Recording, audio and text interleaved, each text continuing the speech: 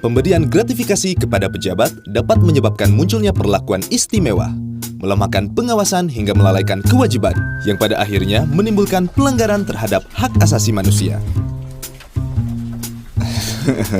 Oh.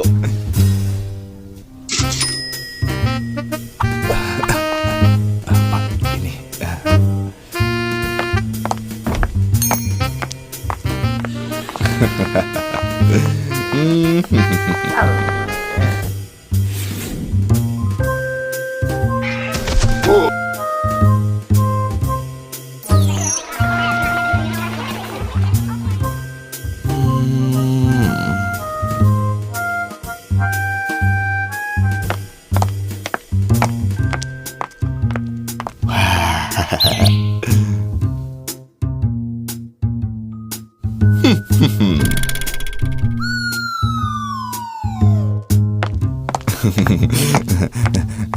Silahkan.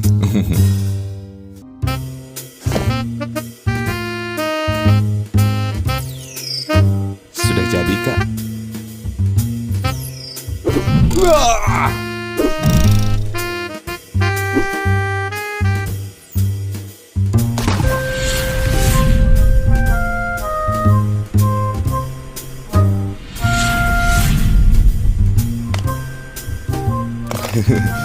Oh. Oke. Ya. Terus, ya. Hup.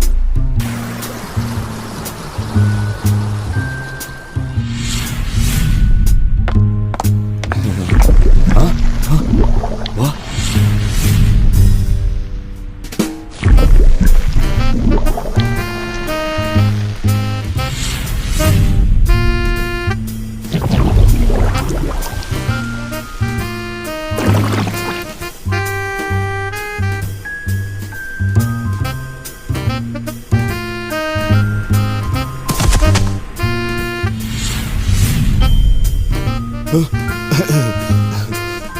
Cuek aja.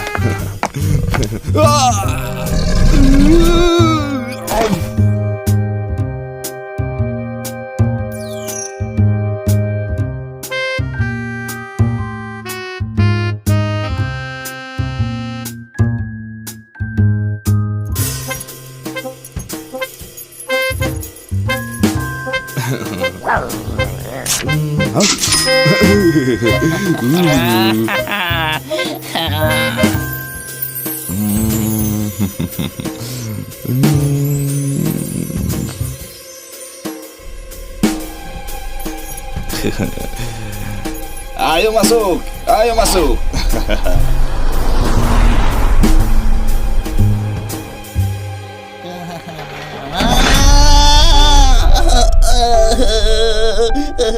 Laporkan penerimaan gratifikasi. Pancasila dan permasalahan HAM. Hak asasi manusia menurut Perserikatan Bangsa-Bangsa adalah hak yang melekat pada manusia. Sejak manusia dilahirkan, dengan demikian eksistensi hak asasi manusia dipandang sebagai akusima yang bersifat given. Dalam arti benarannya, dapat dirasakan secara langsung dan tidak memerlukan penjelasan lebih lanjut. Masalah HAM merupakan masalah yang kompleks. Setidaknya ada 3 masalah utama yang harus dicermati dalam membahas masalah HAM, antara lain 1. Topik HAM yang merupakan salah satu di antara 3 masalah utama yang menjadi keprihatinan dunia. Ketiga topik yang memperhatikan itu antara lain HAM, demokrasi, dan pelestarian lingkungan hidup. Yang kedua, isu HAM selalu diangkat oleh media massa setiap bulan Desember sebagai peringatan diterimanya Piagam Hak Asasi Manusia oleh Sidang Umum PBB tanggal 10 Desember 1948. Yang ketiga, masalah HAM secara khusus kadang dikaitkan dengan hubungan bilateral antara negara donor dan penerima bantuan. Isu HAM sering dijadikan alasan untuk penekanan secara ekonomis dan politis. Kedua HAM syarat dengan masalah tarik ulur antara paham universalisme dan praktikularisme. Paham universalisme menganggap HAM itu ukurannya bersifat universal, diterapkan di semua penjuru dunia. Sementara paham praktikalisme memandang bahwa setiap bangsa memiliki persepsi yang khas tentang HAM sesuai dengan latar belakang historis kulturnya, sehingga setiap bangsa dibenarkan memiliki ukuran dan kriteria tersendiri. Ketika ada 3 tataran diskusi tentang HAM, yaitu tataran filosofi yang melihat HAM sebagai prinsip moral umum dan berlaku universal karena menyangkut ciri kemanusiaan yang paling asasi. Yang kedua, tataran ideologis yang melihat HAM dikaitkannya dengan hak-hak kewarganegaraan, sifatnya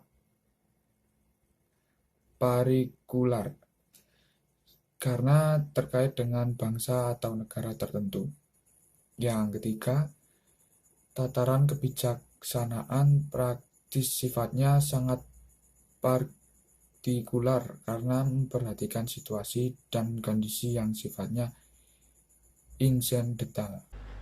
Pandangan bangsa Indonesia tentang hak asasi manusia dapat ditinjau dalam pembukaan Undang-Undang Dasar 1945, Batang Tubuh Undang-Undang Dasar 1945, Tap-Tap MPR, dan Undang-Undang.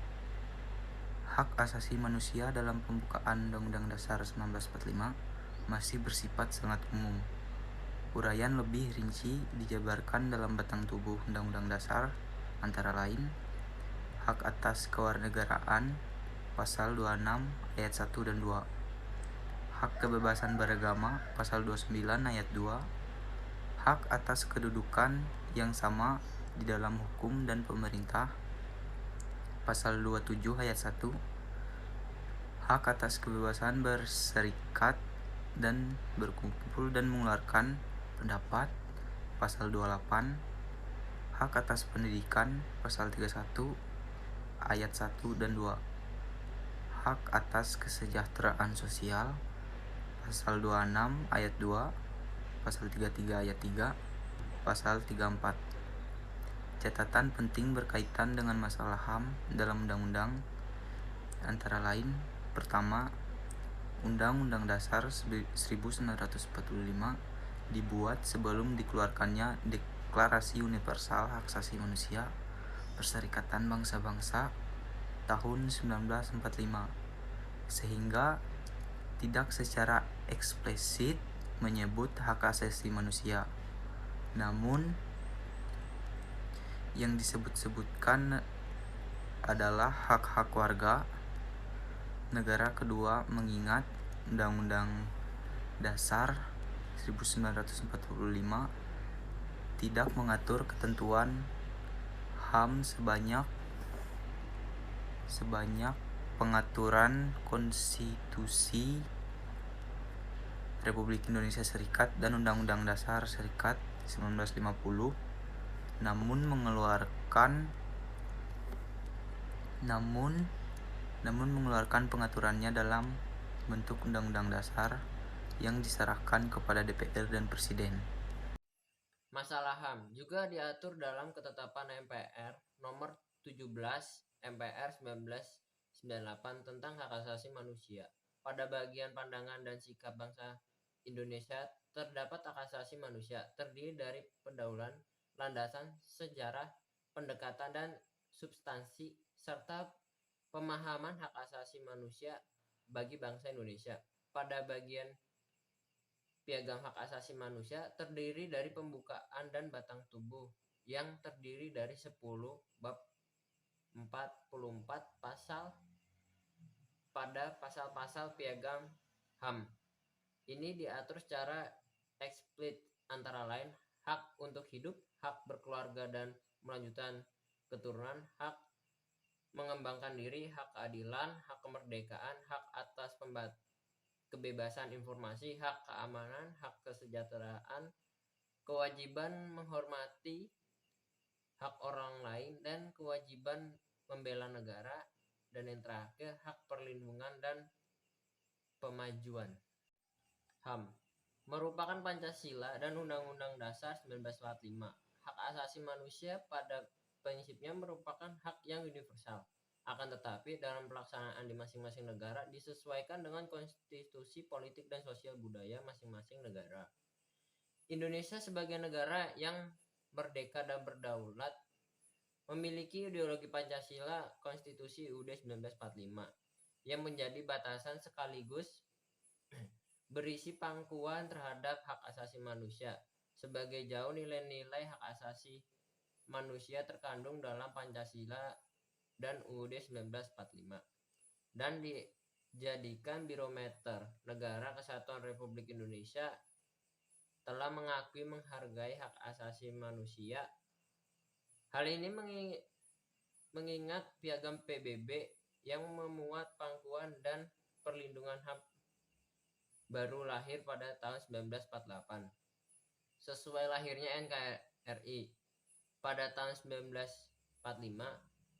hubungan HAM dan UUD 1945 meskipun tidak diatur secara khusus, ketentuan tentang HAM pada UUD 1945 sebelum amandemen kedua bukan berarti dalam UUD 1945 tidak mengakomodir ketentuan tentang HAM. Jika dilihat dari lahirnya Undang-Undang Dasar 1945 lebih dulu lahir daripada Deklarasi HAM tahun 1948. Ketentuan yang berkaitan dengan HAM dapat dilihat sebagai berikut. Yang pertama, melindungi segenap bangsa Indonesia dan seluruh tumpah darah Indonesia. Yang kedua, memajukan kesejahteraan umum. Yang ketiga, mencerdaskan kehidupan bangsa guna untuk meningkatkan sumber daya manusia Indonesia. Yang keempat, melaksanakan ketertiban dunia berdasarkan kemerdekaan, perdamaian abadi, dan keadilan sosial. Dan yang kelima, dalam penjelasan pembukaan Undang-Undang Dasar 1945 dikatakan bahwa Indonesia adalah negara yang berdasarkan Restat, bukan berdasarkan atas kekuasaan belaka atau Majestad. Kaitannya dengan HAM adalah salah satu ciri negara hukum yang mengakui adanya HAM. Selanjutnya dalam penjelasan umum diterangkan bahwa Undang-Undang Dasar menciptakan pokok-pokok pikiran yang terkandung dalam 3 pembukaan dan pasal-pasalnya, di mana mengandung arti bahwa negara mengatasi perwakilan dan ketuhanan yang Maha Esa menurut berdasarkan kemanusiaan yang adil dan beradab. Hal ini mencerminkan cita-cita hukum bangsa Indonesia yang menjunjung tinggi HAM serta mengutamakan kepentingan bersama. Berdasarkan uraian tersebut, maka hubungan HAM dengan Undang-Undang Dasar 1945 dapat diterjemahkan dalam moral bangsa sebagai berikut. A. Kebijakan harus diarahkan pada kebijakan politik dan hukum. B. Kebijakan ekonomi dan kesejahteraan dengan kesempatan serta beban tanggung jawab yang sama. C. Kebijakan pendidikan dan kebudayaan dengan kebebasan serta batasan-batasan yang perlu menjaga ketahanan dan pertahanan mental terhadap anasir dan eksploitasi dari alam dan luar negeri. D. Kebijakan luar negeri meningkatkan kehormatan bangsa yang merdeka yang biasa mengatur diri sendiri. Selanjutnya dalam Undang-Undang Dasar 1945 terdapat pasal-pasal yang berkaitan dengan masalah-masalah HAM. Pasal-pasal tersebut adalah A. Pasal 27 tentang kesamaan kedudukan hukum dan pemerintahan. B. Pasal 28 tentang kemerdekaan berserikat, berkumpul, mengeluarkan pikiran dengan lisan dan tulisan. C. Pasal 29 tentang kemerdekaan untuk memeluk agama. D. Pasal 30 tentang hak untuk membela bangsa. E. Pasal 31 tentang hak mendapat pengajaran. F. Pasal 33 tentang hak perekonomian atas asas kekeluargaan. G. Pasal 34 tentang fakir miskin dan anak-anak terlantar dipelihara oleh negara. Dalam perkembangannya, sesuai dengan amandemen kedua Undang-Undang Dasar 1945 berdasarkan sidang tahunan tahun 2000, masalah hak asasi manusia secara lugas telah dicantumkan dalam bab XA atau 10A, pasal 28A sampai dengan 28J. Dalam uraian tersebut di atas, maka Undang-Undang Dasar 1945 mulai dari pembukaan, penjelasan umum, dan batang tubuh cukup memuat tentang pengakuan hak asasi manusia, atau dengan kata lain secara yuridis konstitusional Indonesia mengakui HAM jauh sebelum lahirnya Universal Declaration of Human Rights, Undang-Undang Nomor 39 Tahun 1949 tentang hak asasi manusia.